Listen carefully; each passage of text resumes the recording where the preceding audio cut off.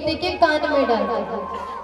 और जैसे ही कान में रस्सी डाली तो जो रस्सी है एक कान से डाली तो दूसरे कान से बाहर आ गई, और जैसे ही एक कान से रस्सी डाली और दूसरे कान से बाहर आ गई तो संत कह देते हैं कि बोले ये 100 रुपए वाली मूर्ति है।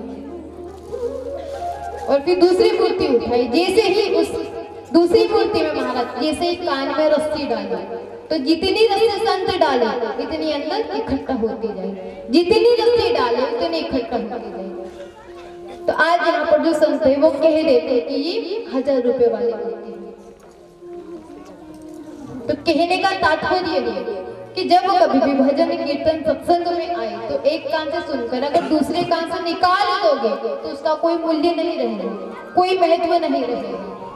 और वही अगर मेरे गोविंद की कथा को सुन करके श्रवण करके अपने अंदर उतार लोगे, धारण कर लोगे, तो आपका जो मूल्य है, आपकी जो कीमत है वो अपने आप मेरे गोविंद बढ़ा देगा।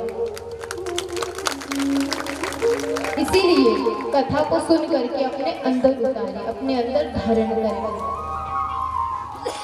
और पूरे मन लगाकर प्रेम और भाव के साथ में गोविंद की कथा को सुने, श्रवण करें।